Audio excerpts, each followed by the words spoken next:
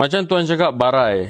So, takkanlah sampai ke umur 60. Setiap 3-4 bulan, tuan nak buat produk baru kan. So, apa plan tuan sebagai digital creator ni, digital product creator ni, untuk maybe lagi 5 ke 10 tahun akan datang? Planning tuan untuk keluar daripada cycle 3-4 bulan kena buat produk baru ni. Caranya adalah dengan collab.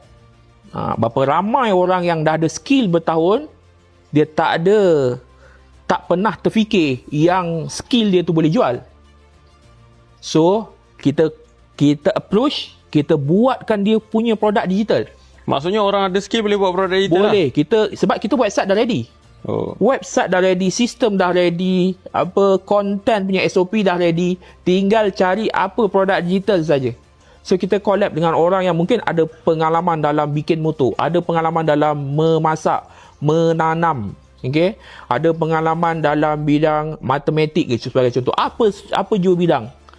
Jadi dalam bidang tu saya senang je nak tahu pasal produk-produk digital ataupun benda yang boleh jual, cari dekat Etsy, cari dekat Udemy. Benda tu memang bagi inspirasi kat saya macam mana nak pergi lebih jauh. Cuma untuk saya nak lagi lebih jauh, satu, kita kena collab dengan orang. Yang kedua adalah kita kena ada satu sistem yang lebih memudahkan. Contoh dulu, sekarang kita kena approach, kita kena buatkan.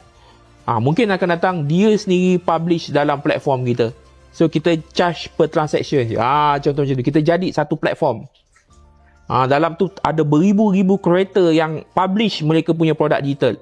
Kita charge tak banyak, dalam RM1, RM2 per transaction. So sehari kita dapat dalam 1,000 ke 5,000 transaction. Dapatlah 1,000 ke 5,000 ringgit, tak buat apa.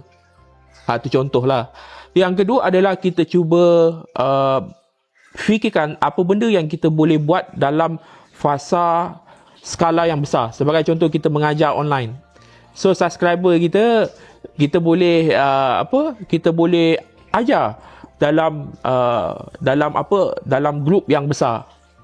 Jadi dengan cara tu kita boleh sustain lah macam tu.